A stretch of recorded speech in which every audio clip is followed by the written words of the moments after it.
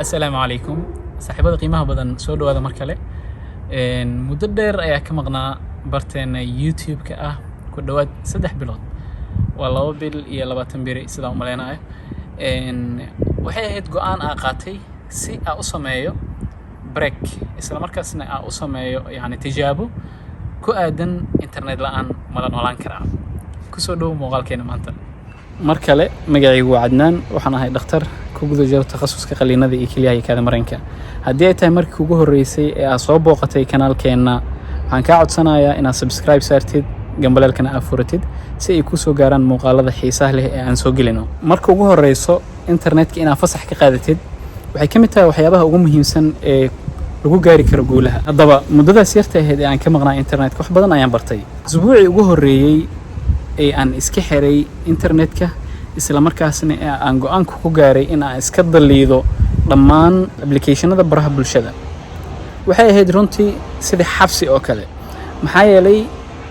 dhalinyarta maanta nool oo aniga aan ka tirsanahay dhammaanteen waxaan la qabsanay isticmaalka maalinlaha ah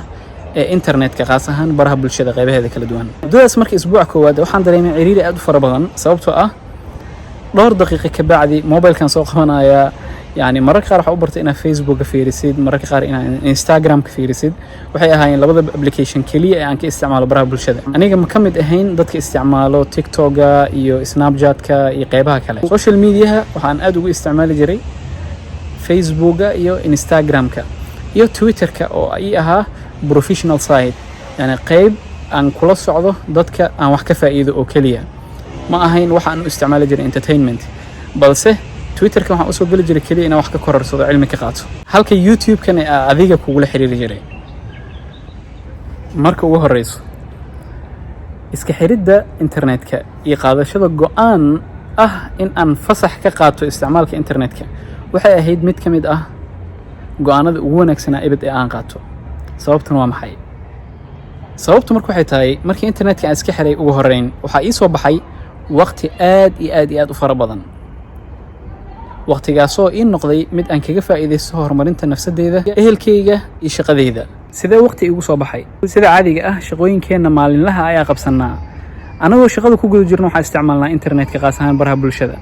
shaqada markii aan ka baxno waxaan isticmaalnaa baraha bulshada gurigeena markii aan joogno halkii 100% waqti aan la qaadan lahayn eheladeena waxaan isticmaalnaa baraha bulshada waqtiyadaas faraha badan leh markii aan ka saaray iyadoo ay jirto aniga inaan ka mid ahayn dadka waqtiga dheer ku bixiyo baraha bulshada ومركي هربا أن كاستعمال جري وقت ير أو حديدا أي مركي أن جوجي وحنا أركي وقت دير هذا هنا يصبح حي وقت الصباح مركو حنكو دريمي وحنا أخريي شغلي دي نسيو نكسن أوجتي فاميلي وقت يعني مدناسية كده بيقولي وقت يصبح حي حنكو سميها مهردا إن هي هاب الهرد وهردي هردي كسوك يقولي وقت ينسيه هسا يعني waxaan arkay marka waqti badan inuu ku bixi jiray isticmaalka mobilkayga wuxuu ahaa maruu dansan yahay maruu flight mode saaran yahay ama maruu internetka ka xiran yahay oo qofkii aan u baahdo aan ku sameyn jiray marka call caadi ah okay waxa isweydiinaysaa maadaama dalkii aanan joogin oo ehelkan loo baahan yahay in la isla xiriiro suuragal ma ahan qof walba in call caadi ah iyo rasiidka caadiga lagu waco sidee ku xalisay in aad xiriirisid ehelka yes waa su'aal muhiim ah waxa isticmaali jiray application-ka la yiraahdo telegram sida caadiga ah dadka ma ku badno isticmaalkiisa mana ahan goob oo yani bostiyo la soo dhigo oo maanta scrolling ku sameyn kartid qofkii u baahdo ehelka ah dadka muhiimka ah qaas ahaan oo primary iyo ah ehelka oo aad ay muhiim u ahayd inaan xiriiriyo waxaan la wadaagay inaad telegramka isticmaalayo ee halkaas si fudud iga soo gaari karaan halkaas ayaana si wanaagsan uga xiriiri jirnay qofka u baahdo ehelka ama asxaabta oo wadamada isku midka aanan joogin waxyaabaha kale ee aan ka bartay waxa kale oo kamid ahaa internetka haddii aad joogtid oo 24 saac ku guda jirtid iyo haddii aad ka maqan tahay cid ka warqabto ma lahan haddii aad u maleysid adiga in sujuuridda internetka aad ku jirtid inay dad muhiim u tahay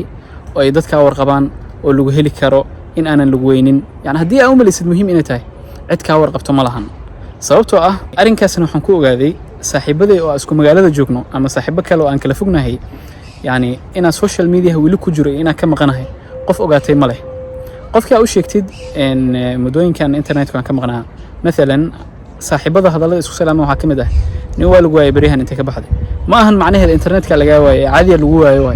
اوكي هاني هو مالمها ما مشغول سنه حتى انترنت حتى واسكي حري او كمقنا والله انترنت ما كمقنيد وسؤال سؤال markuu ku tusinay dadka badan way ku weydiinayaan saaxiibada iyo ehelka iyo hadii aad isku daydo internetka ina ka maqnaatid oo aad tijaabisid sida ani u tijaabiyo kale wallahi internetka ma ka maqnayd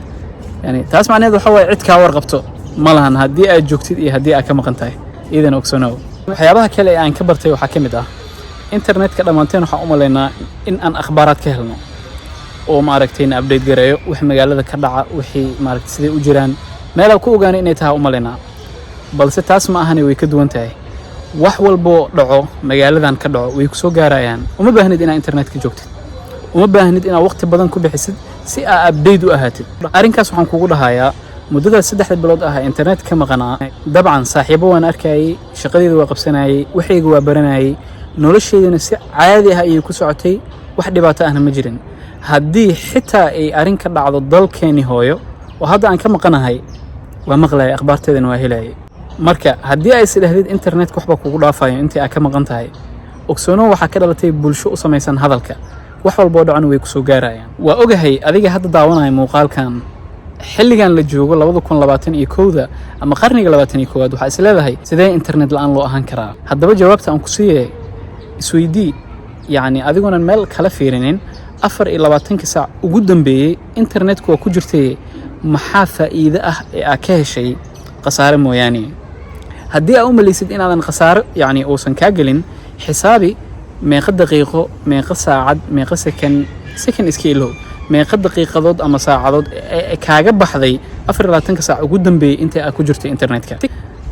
si kale si aad u ogaatid yani qasaaraha uu kugu sameeynaa internetka waa fahmi weysay waqtiga kaaga baxayo dhanka kale u fiiri 24 saac ugu dambeeyay maxaa faa'iido ah ee aad samaysay ha ahaato adduunkaaga ama ha ahaato aakhiradaada haddaba internetka waa dilaaga ugu weyn ee maanta dilo waqtigeena qodobka labaad waa dilaaga ugu weyn wax soo saarkeena iyo wax qabadkeena waa dilaaga ugu weyn ee fariisiyay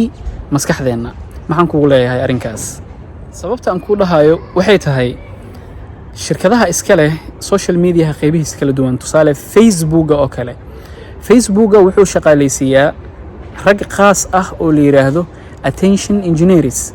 waa dad ku shaqeeyo ama takhasuskooda yahay sidee dadka maskaxdooda loo soo jeedan karaa sidee maskaxdooda loo mashquulin karaa weli ma isweydiisay internetka markaa ku jirtid oo aad sameynaysid scrollingka waxa arkaysaa xaaladda ay ka sii daran tahay waxa arkaysaa barnaamijka ka sii daran yahay weli ma isweydiisay yani scrollingka ma dhamaanaya ma isweydiisay yes ma dhamaanayo scrolling sida u wadid Facebook adiga indhaha ku daalayaan oo hurdo ku qabanay oo caajis ku qabana ma ahine wax dhamaanaya ma ahan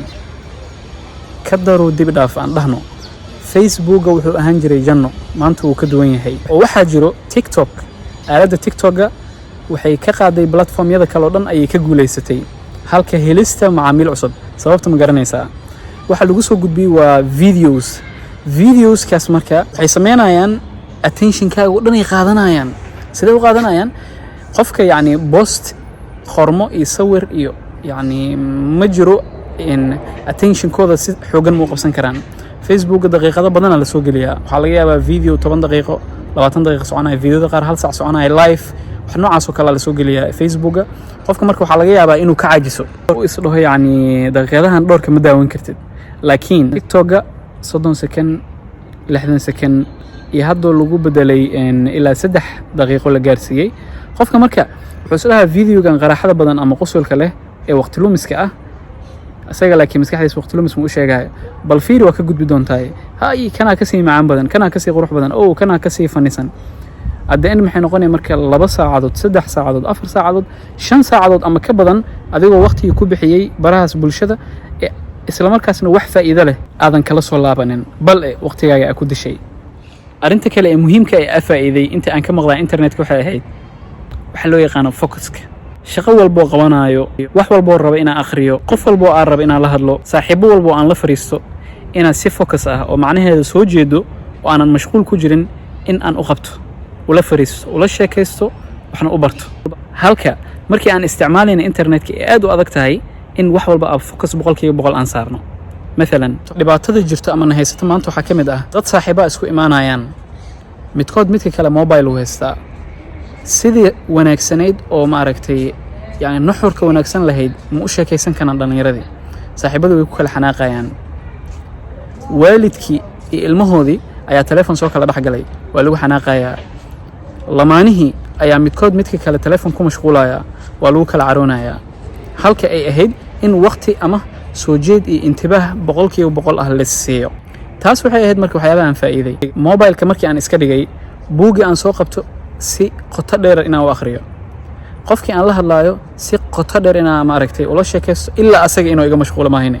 bal dhankayga aan siiyo attentionka ugu badan soo jeedka ugu badan isla markaasina yani ihtimaam qaas ah oo iga dareemayo sidee markii internetka iskaga dhaafay markii aan iska dhaafay kadib isbuuca koowaad isbuuci labaad isbuuci saddexaad waxaan galay xaalad la yiraahdo adaptation ama la qabsi isbuuca koowaad iyo labaad waxay ahayd yani mar walba mobilkan soo qabanaya haddana waxaan isku ilowsiinayaa yani go'aan ka qaadato iska dhaaf waa muhiim inaad go'aan yeelatid iska daa